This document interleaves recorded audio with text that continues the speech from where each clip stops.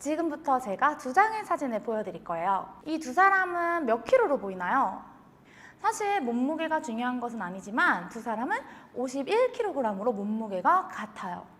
하지만 둘 중에 몸이 더 좋아 보이는 거는 대부분 오른쪽 분을 꼽으실 거예요. 그러면 이런 분은 몸을 어떻게 만들었을까요?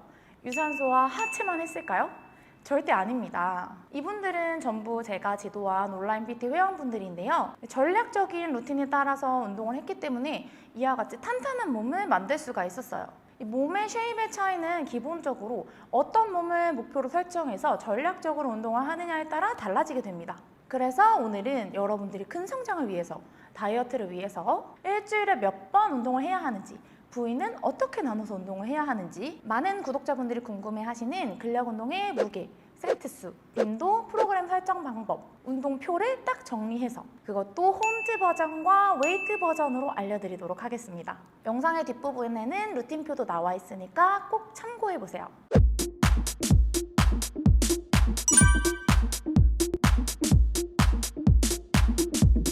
우리가 운동을 자주 할수록 근력과 체력이 늘어나지만 실제로 근육이 만들어지는 거는 정말 오래 걸리는 대공사라고 생각해 주시면 돼요. 쉽게 말해서 여러분들이 한 달에 1kg만 늘어도 정말 많은 근육량이 는 거라고 할 수 있습니다. 다시 말하면 근육의 비대는 오래 걸리는 일이기 때문에 여러분들이 운동을 계획할 때는 지속적으로 할 수 있게 습관 형성을 목표로 두고 운동 횟수를 정하는 게 실패 확률을 낮출 수가 있어요. 우리가 처음 운동을 시작하면 막 열정과 에너지가 넘치죠. 주에 5회 이렇게. 그래서 빨리 몸을 만들고 싶은 마음에 화르르 불타오르다가 금방 지쳐서 길면은 3달 안에 운동을 포기하는 경우가 많습니다. 사실 저도 이런 경험을 해봤고 다들 이런 경험 한 번쯤은 있으리라고 생각합니다. 따라서 근력 운동을 여러분들이 처음 시작했다면 처음 1, 2개월간은 너무 스트레스 받거나 변화에 목매지 말고 습관이 몸에 배일 수 있도록 주 2회씩 운동하는 거를 추천해 드려요.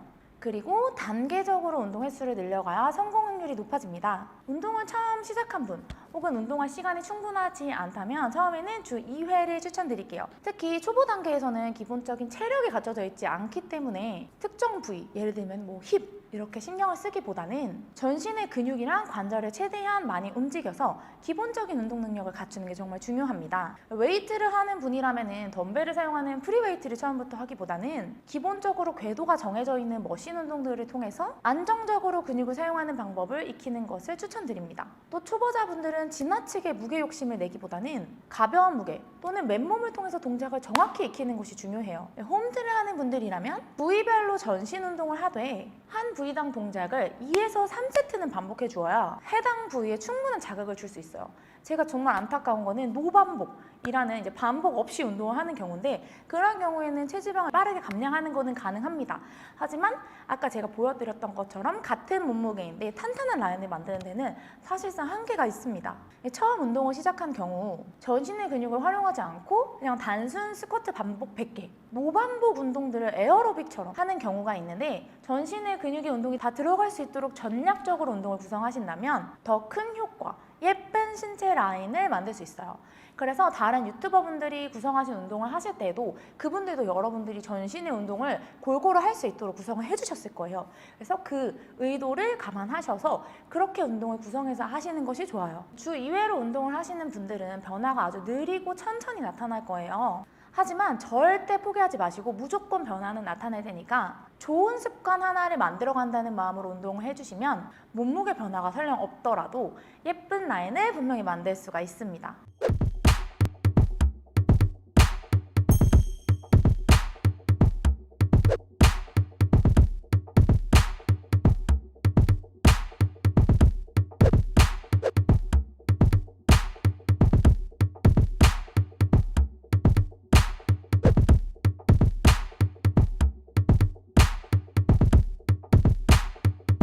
더 시간적 여유가 길러지고 체력이 생기신 분들은 중급자 이상은 횟수를 늘려서 주 3회로 한번 운동을 해보세요. 중급자 이상이 되었을 때는 근육의 피로를 낮추고 가슴, 등, 하체를 골고루 키우기 위해서 3분할 방법을 활용하시는 것도 좋습니다. 한번 예시로 설명을 해보도록 할게요. 3분할로 운동을 할 때는 보통 하루에 2부위를 운동을 하게 되는데 대근육근 하나와 소근육근 하나를 묶는 것이 일반적이에요. 3분할 방법도 여러 가지로 구분해 볼 수가 있는데 첫 번째로는 당기는 운동과 미는 운동을 묶어서 대근 대근육과 보조 근육을 운동하는 방법이 있습니다. 가슴과 삼두, 등과 이두를 묶고 하체랑 어깨를 묶어서 해주는 거예요. 이 방법은 어깨를 제외한 모든 부위에 이틀 이상 휴식을 줄 수 있기 때문에 굉장히 무난하고 보편적으로 많이 하는 방법이라고 할 수 있습니다.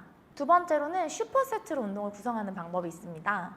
중급자 이상인데 나는 더 강도 높게 운동을 하고 싶다라고 한다면 서로 반대 부위인 가슴과 등을 묶고 이두, 삼두, 어깨를 한 번에 묶고 하체를 따로 해주는 거예요. 분할로 운동을 하게 되면 여러분들이 해당 부위에 길게 휴식을 주잖아요. 그래서 그만큼 확실하게 운동을 해서 부하를 줘야 합니다. 그래서 이 방법을 중급자 이상인 분들한테 추천드리는 거예요.